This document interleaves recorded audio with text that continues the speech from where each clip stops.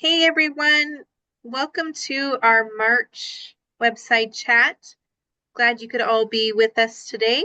I think you all know me, Jennie Stapp, the state librarian, and we'll be joined by a number of other state library employees as we go through our agenda today. So let's go ahead and get started.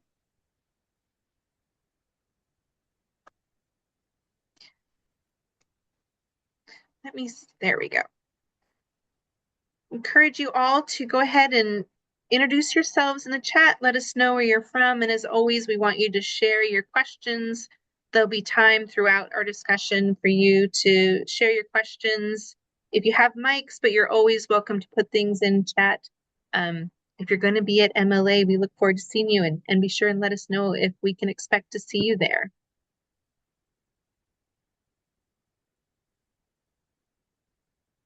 We have a little bit longer agenda for us today. We want to talk to you a little bit about an AmeriCorps planning grant we have underway.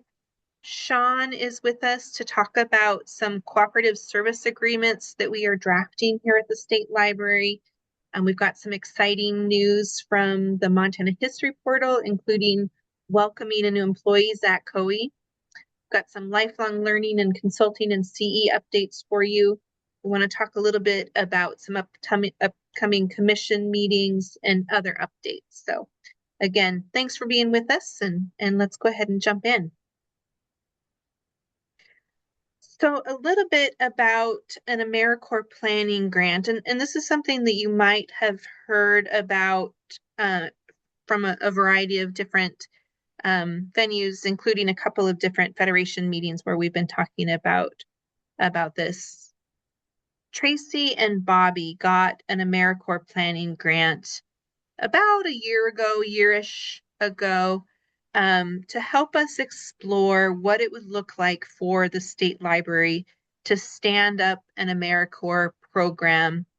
Initially, we were thinking that program would be focused on early literacy. That's sort of where the impetus for this thinking began. Some of you might be familiar with AmeriCorps programs. They exist in different forms around the state, where AmeriCorps volunteers are placed in different organizations to help accomplish different goals. We know, for example, that FWP has an AmeriCorps program that puts AmeriCorps volunteers in state parks to help accomplish some of the goals within those state parks. One of the things we learned early on is that it takes a lot of work to stand up an AmeriCorps program. There are a lot of requirements from AmeriCorps for what those programs look like. And given the level of investment required, we feel like there's greater opportunity for us to think about an AmeriCorps program beyond just a focus on early literacy. And so we got an extension to our current planning grant to help us explore what additional opportunities we should think about as we think about whether or not to apply for an AmeriCorps project grant in a year or so. So with the help of Ned Cooney, we are asking our staff internally at the state library, as well as libraries, to think about where those interests might align. What needs, what hopes, what opportunities do libraries and librarians see for supporting a wide variety of different kinds of literacies, if you will, from early literacy, teen adult literacy, financial literacy, health literacy, STEM learning, natural resource information, the sort of the sky's the limit, if you will. What those opportunities are from the state library's perspective, what knowledge, skills, abilities, resources, and expertise do we have that we feel like we could offer to and through libraries to address those library opportunities, and sort of where do those opportunities align? What does that Venn diagram look like? And so Ned is helping to collect all that information and will collate it for us and help us think about what those opportunities are for, again, the possibility of a future project grant. So our hope and interest involving libraries is that you will help us to better understand what those opportunities look like for you, your libraries, and your communities. And so Ned is going to help us develop a survey that we'll be sharing with all of you, that you'll find in your inbox when it's ready. We plan to have a more facilitated discussion at the Public Library Directors Interest Group at the MLA conference that Friday afternoon. Ned is going to be with us to facilitate that. And then there may be additional opportunities to have some more focus groups with Ned as he's continuing to collect that information. So we hope that this is something that you will engage with us on. There is no guarantee that we will move forward with a project grant application next year or at some point in the future. We're sort of looking for those opportunities to align, but we really want to take advantage of this planning grant and the opportunity to work with Ned to make sure that we have as clear an idea of what these opportunities might look like, so that if and when the opportunity to apply for that project grant arises, we feel ready to act. Happy to answer any questions that you might have now. Feel free to put anything into the chat. And then again, I hope you will look for a survey from us at some point in the future. And if you're going to be at MLA, plan to join us at the Public Library Directors Interest Group to participate in those conversations. Okay.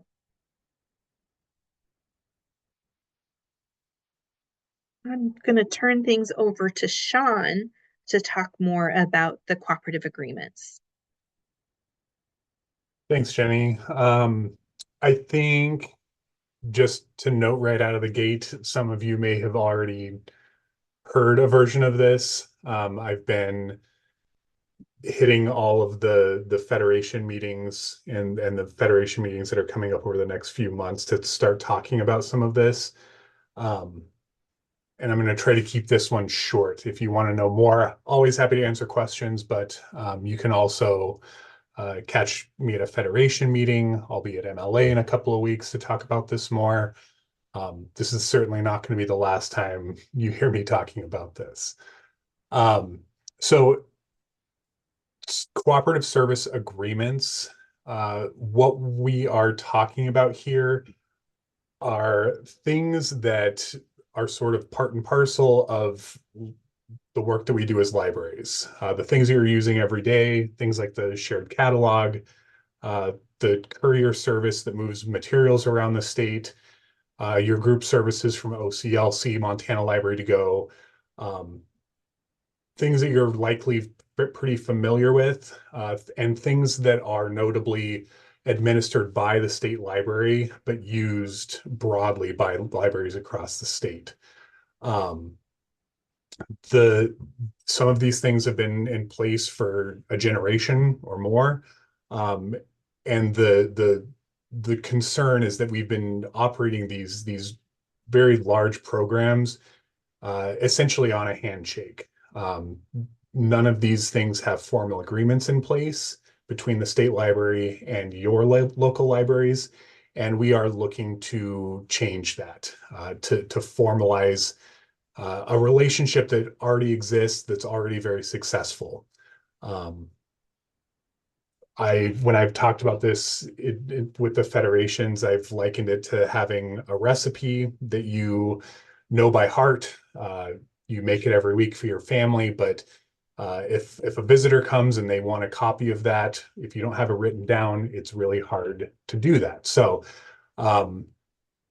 the other thing that I want to just make clear right out of the gate is this is not about imposing new rules or creating new policies about these programs. It's simply documenting the current practice, the status quo, so that both the state library and your libraries are protected.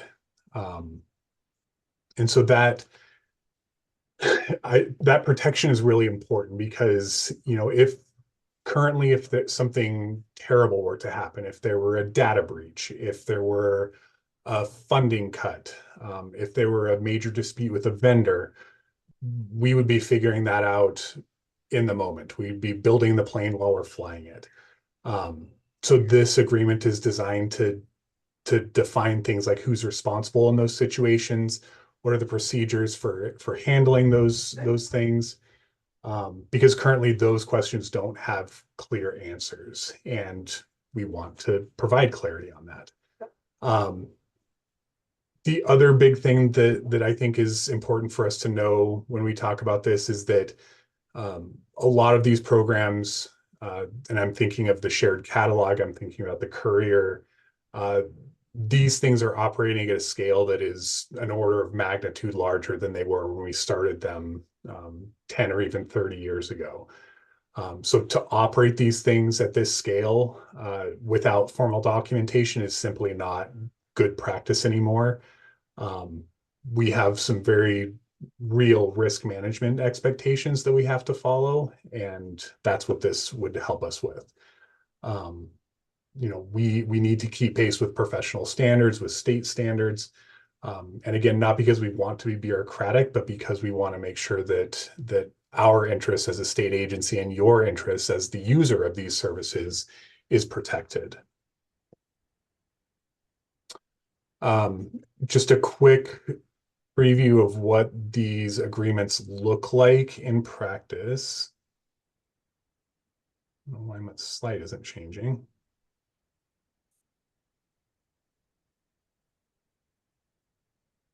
Clay, can you help me? There we go. So what these agreements look like is they come in two layers. So the master agreement is the top line document.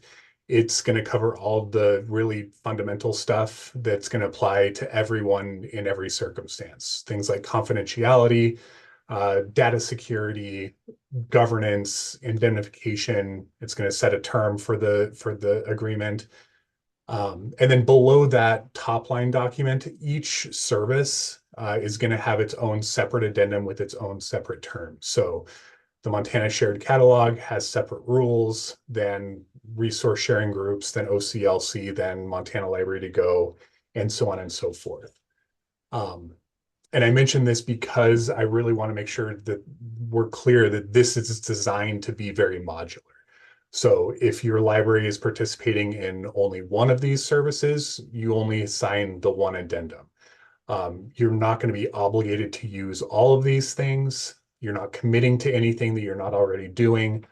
Um, you're only signing on for services that you actually use. Um, this is also notable because if there are existing bylaws and policies for any of these services, Shared Catalog, for example, has lots of cataloging standards. Partners Sharing Group has its own policies and procedures. Those are going to be completely unchanged. They'll be brought in, they'll be incorporated by reference. We're not taking any more authority over them than anybody already has. All the services and governance as they stand today will be completely unchanged. So what this looks like from here, I'm starting to talk about it early in the process. We have, I've worked with state library staff to put together drafts of these agreements. I've been sharing them with a handful of libraries from across the state in different types of libraries to get their feedback. It's currently with legal counsel at the state to get some final review there.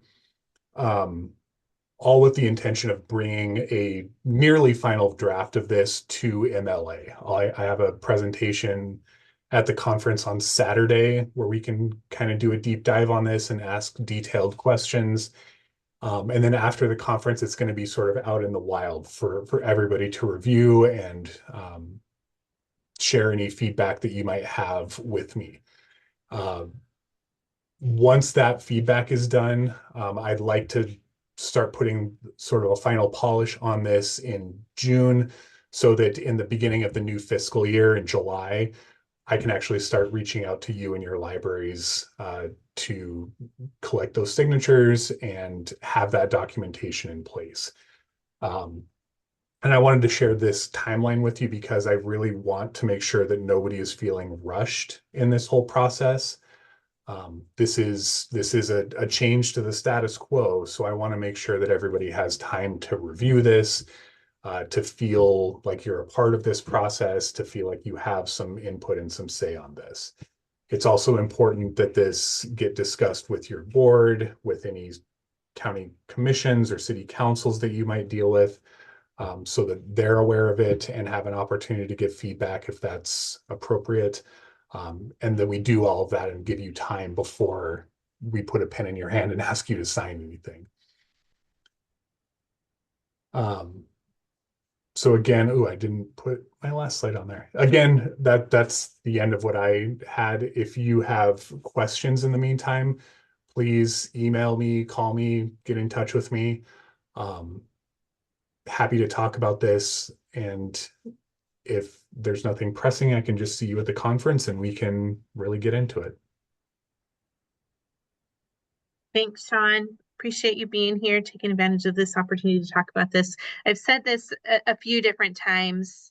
I'm really grateful we're taking this step and doing this work. I think it, like Sean said, this is best practice for how we should be managing these programs.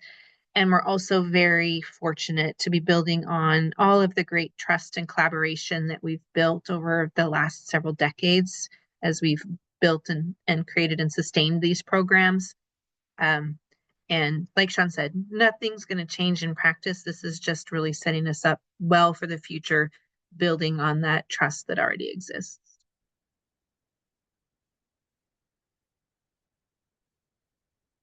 All right. Now I'm going to turn things over to Jen for some exciting Montana History Portal updates. Hey, Jen. Hey, thanks for inviting me today, Jenny. Yeah. First of all, I want to welcome Zach Coe to our team. Some of you may know Zachary from the Montana Foundation for Montana History, where he worked before, and he is now our new digital content specialist for the History Portal. And he is working on learning all things related to the History Portal and Recollect right now. So Zach, do you want to say hello? Hello, everyone. Happy to be here. We're really glad to have you, Zach. Thank you.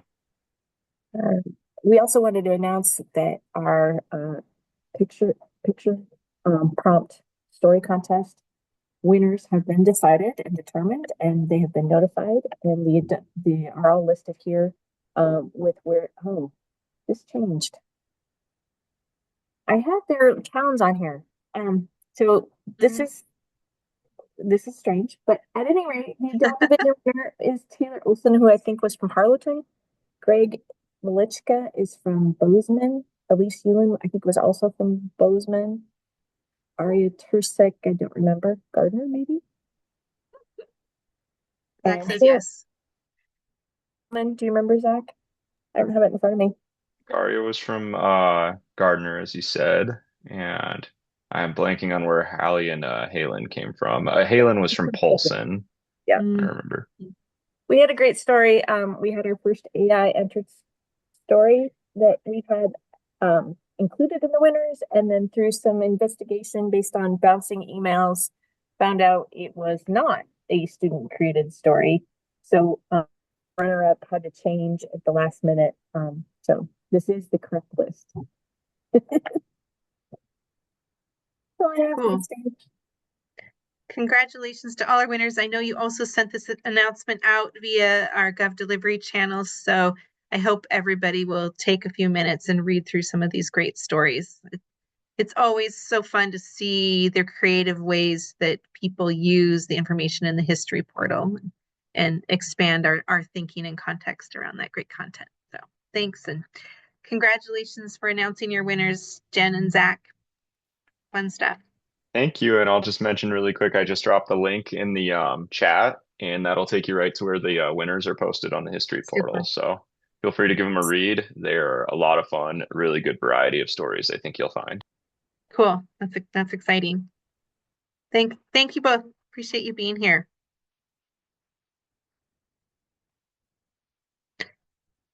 Okay, and next I'm going to turn things over to Tracy for some more updates.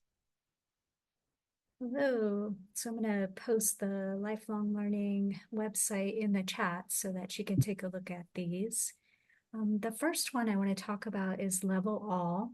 When Bobby DeMontney, our lifelong learning librarian, was visiting libraries last year, attending Federation meetings and the MLA conference, she asked library staff, like, what do you need? What kind of programming do you need? And one item that kept coming to the top was serving kind of emerging adults. So kind of that about to leave high school, early 20s age group. And about that same time, the Office of Public Instruction and Rise Up Montana was working with Level All, which provides kind of mobile videos and curated guides about topics that this age group might need, from college to financial literacy to career readiness. And so we have been working with Level All because Montana is eligible for the free version. Basically, we don't have to pay. That is covered by other organizations. And we went live this week. And this is something that is available to your library and to your patrons. I'm going to share information about some webinars that you could sign up for. Level All has quite a few choices for you, and they will work with you one-on-one if none of those times work. And so they're going to be sharing like how you can use this information, how you can share it with your patrons, how you can do some of the programming with it. And Bobby has also begun to create some curated guides on her website. And then the next thing I want to talk about is Beanstack. We've had Beanstack for about a year. I think some of you on this call have used Beanstack. It is a reading app. We've used it for 1,000 books before kindergarten. You can also use it, of course, for summer reading program, which is coming up soon. This is something that families who really kind of want to track their reading can use. You as librarians, your patrons, can actually track their reading, or if they're not comfortable with it, you can actually track it for them. It gives you a lot of data and information and can actually be helpful for when you do summer reading drawings and so forth. So that is available to you. And there is a way that you can customize it a little bit for your library. That webinar on April 9th, the presenter will talk about that, so that if that is something of interest to you, you can let us know. And then the final thing that Bobby asked me to pass along was just a reminder that Town Pump very generously gives out summer reading grants. It's a very easy grant to apply for. So if you have a summer reading program, just a reminder to submit that grant before April 17th. And that is all I had for lifelong learning updates right now. If you have any questions, please feel free to put them in the chat. But I can actually advance the slide. And I'm going to shift over to kind of the consulting and continuing education news. So Corey Sloan just recently wrapped up a series about access and usability. And she talked about the Talking Book Library. She had a wonderful presenter from the Rocky Mountain Development Center talk about service animals in libraries. Jennifer Burnell actually joined us to talk about meeting people where they are. It's a great series, and Cole has turned it into an MSL Learn course. So if you didn't get a chance to take that series, please feel free to sign up for it through the MSL Learn. It was really, I know, I kind of learned a lot and I'm thinking about what's next. So I do encourage you to check that out if you haven't taken it yet. We also had Cindy Carpenter, who's a longtime HR resource person who led a webinar about performance management. And so that is now available in MSL Learn. I know she had some really good tips for both new supervisors and those of you who might have a lot more experience. And then we've been continuing to add to our handbooks. So Corey created a new one called We Should Probably Write This Down. That's about agreements between libraries and local governments. And then just a reminder, Kara has also been hard at work, and she's created handbooks recently about friends and foundations, facilities management, and personnel compensation. So it's just my opportunity to put that plug in for you. And then Coley added some of the sessions, actually probably all of the sessions that will be presenting at the MLA conference. So that's pretty much all I had for my news. Please do let me know if you have any questions, though. Great. Busy, lots of great work, lots of stuff coming out from the State Library that we hope that you'll all take advantage of. We hope it's helpful to you in your work, and lots of great opportunities for engagement with us at the Library Association conference. And just a reminder too, that we'll have our booth as we always do, and look forward to having some really good, meaningful conversations at the booth with you as well.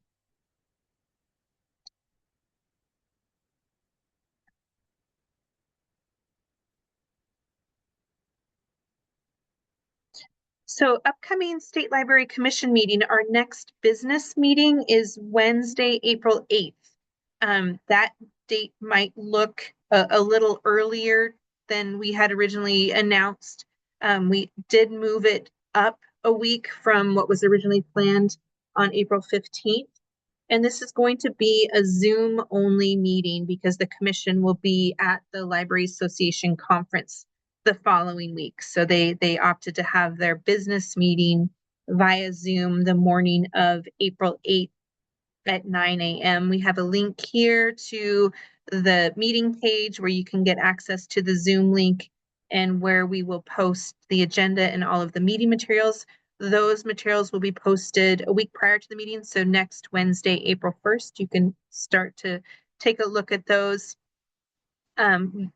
Really the most important action item that the commission will be considering is whether or not they're ready to take action to adopt the continuing education policy and course of study that they've been working on. You all know that they adopted updated administrative rules in December. And so Tracy and Coley and Rebecca have been working with the CE subcommittee to take the next step and to develop the revised policy and the course of study that will be used to carry forward with the continuing education program. And then from there, working to actually build the course catalog that will include the courses that people can take for credit that align with that course of study. I wanted to ask Tracy to just take a couple minutes to talk about some of the decisions or the recommendations that the CE subcommittee will be bringing to the commission at their upcoming meeting. So the CE subcommittee had a couple of drop-in sessions and then asked for public comment on the proposed policy. And there were, I would say the highlights were people were asking about staff certification. People asked who needs to actually take the initial certificate versus the renewal. Individuals had questions about the approval process, and then questions about things that libraries might offer. The example given was active shooter training or CPR first aid training, but the presenters would be different because it would be local law enforcement or someone who was certified to teach first aid. And so the CE subcommittee kind of talked through those particular items. And I'm going to start with the initial certificate. They agreed that the thinking behind that is new employees. So if you have already earned a certificate from the state library, even in the current program, you're going to go into the renewal certificate. And this means that you're going to complete 60 credits within 5 years, and it has to be in any of the areas. And so this actually, I think, will be a good thing for many of your staff members. A lot of staff members have been earning their MSL certificate throughout time. You know, if that staff member's an assistant director, then it might be appropriate for them to take things like the director, like budget and finance, but then also library services. But if you have another staff member who works only with children, that's where they can focus. So that was one change that they're recommending. For the approval process, they still are really strongly encouraging people to submit their requests before taking something. However, they recognize that timing might make that difficult. So the recommendation is basically credit is awarded if approved by the State Library Commission. So That is something that is a little bit different, but will hopefully be helpful for you in terms of the timing. So you're welcome to take something because they do want your help building the course catalog. It's just you don't get credit unless they approve of that particular item. So that was a change they made. They also recognized that it would be more efficient for you and for them if state library staff, if we see multiple requests for, let's say, active shooter training, that we would just create kind of one broad request that be, here's the subject of the training, here are the learning outcomes, and then it needs to be taught by local law enforcement, or in the case of CPR and first aid, by an individual who has the proper credentials to teach that. And then you could count that as credit. You would not have to request that every single time. So those were some of the changes that they made that they are hoping will make this good for everyone and meet everyone's needs. So we have drafted that policy. The subcommittee's looking at it, and we will be posting that next week so that you can take a look at it. They didn't really make very many changes to the course of study that's already out there, just some language tweaks. So you can take a look at that as well. If the full commission is okay with that continuing education policy and course of study and they approve it, then we at the State Library staff will be reaching out to you to ask you to help us build the course catalog, which would be presented to them in June. And then we'll also be doing some work behind the scenes to prepare for the transition. So please reach out to Cole or myself if you have any questions. You're welcome to post in the chat or unmute if you would like. Thanks, Tracy. And I'll note that Cole's put in the chat the commission meeting information as well as the proposal form that is in development for you to submit those recommendations for courses to be added to that course catalog. And I just want to again thank and acknowledge Tracy and Cole and Rebecca for all of their hard work to pull together all of these really important pieces and to help reflect on what's important to librarians as we shape this policy.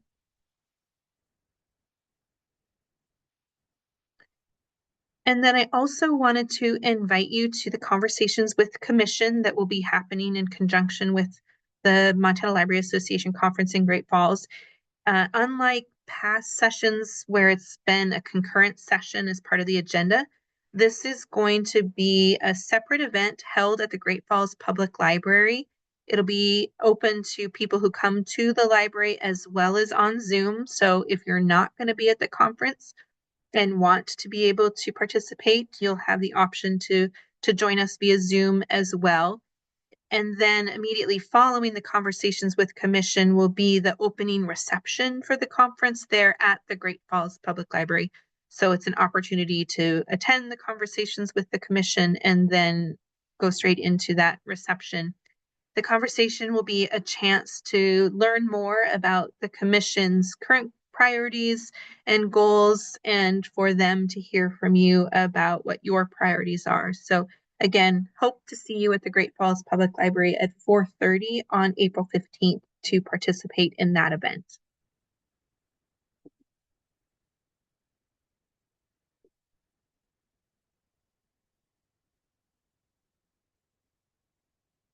Now I'm not getting my slides to advance. There we go. All right. So lots of upcoming events. We've mentioned the commission, the conference.